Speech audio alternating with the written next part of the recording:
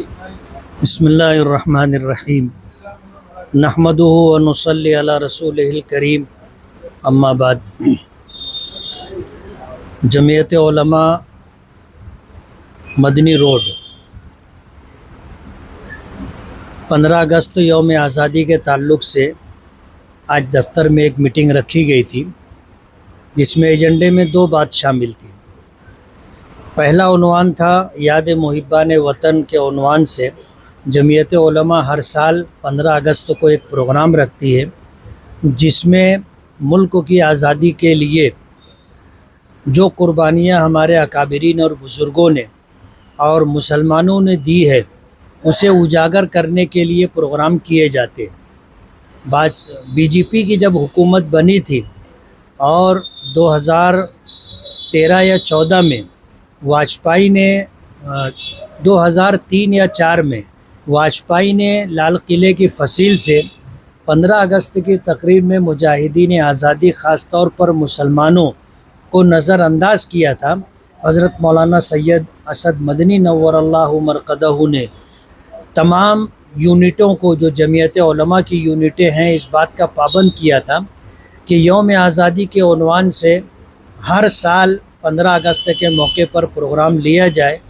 اور ہم اپنی ذمہ داری محسوس کریں اور اپنی آنے والی نسلوں کو یوم آزادی کے عنوان سے جمع کریں اور ان کو واقف کرائیں کہ اس ملک کی آزادی کے لیے مسلمانوں نے اور اکابرین علماء کرام اور بزرگوں نے جو قربانیاں دی ہیں وہ یہ۔ دوسرا ایجنڈا یہ تھا کہ جمعیت کے دفتر میں ہم نے مرکزی اصلاحی کمیٹی بنائی اور خواتین کا جو ہجوم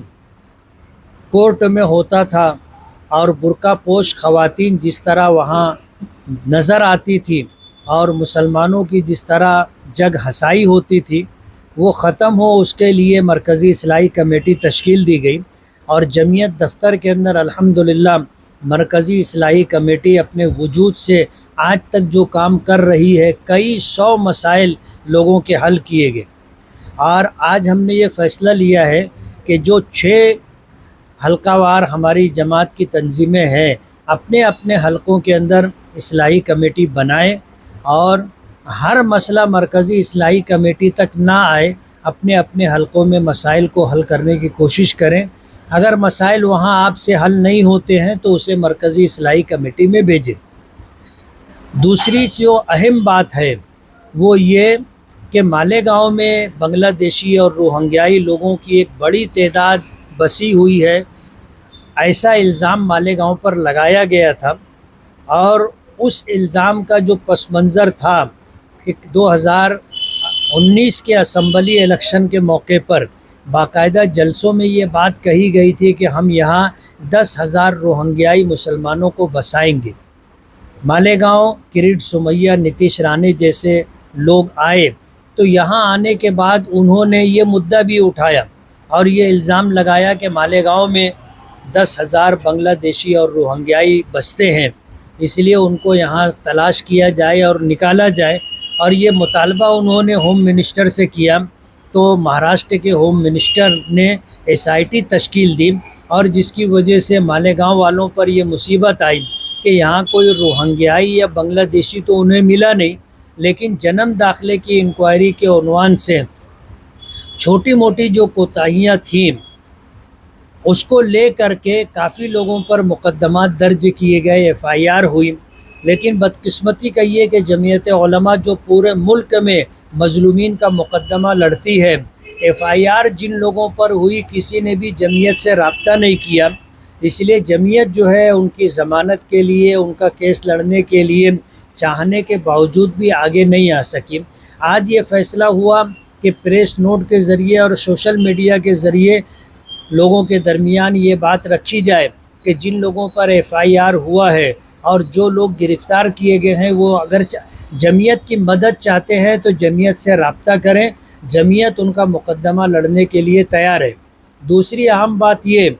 کہ ٹیکنیکل بنیادوں پر 1044 لوگوں کا جنم داخلہ رد کیا گیا ہے۔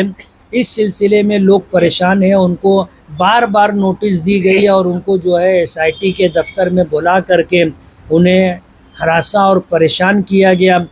ہمیں یہ سمجھ میں آتا ہے کہ یہ انلیگل ہے، اور اس سلسلے کے اندر جن لوگوں کا جنم داخلہ رد کیا گیا ہے، ایسے لوگ اگر تیار ہوں گے تو جمعیت ان کو سامنے رکھ کر کے ہائی کورٹ کے اندر پٹیشن دائر کر کے یہ مقدمہ لڑنے کے لیے تیار ہے۔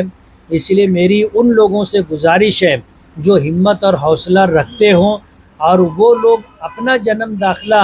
تمام تر کاغذات صحیح ہونے کے باوجود رد کر دیا گیا ہے، اس بیس پر اگر جمعیت سے رابطہ کریں گے تو جمعیت ان کو ساتھ میں لے کر کے ہائی کورٹ میں پٹیشن دائر کرے گی اور یہ مقدمہ لڑے گی، اور مالیگاؤں شہریوں کے ساتھ جو ناانصافی ہوئی ہے ان کو انصاف دلانے کے لیے پوری کوشش کرے گی۔